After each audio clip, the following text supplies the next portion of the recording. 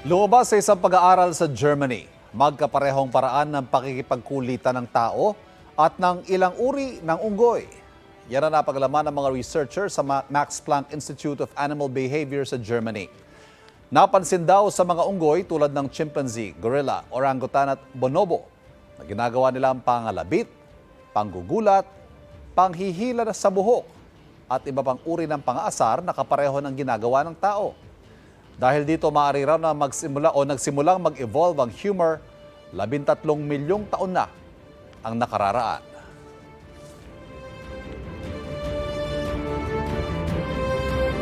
Kapuso, para laging una ka sa mga balita, bisitahin at mag-subscribe sa GMA Integrated News sa YouTube. Sa mga kapuso abroad, samahan nyo kami sa GMA Pinoy TV at sa www.gmanews.tv.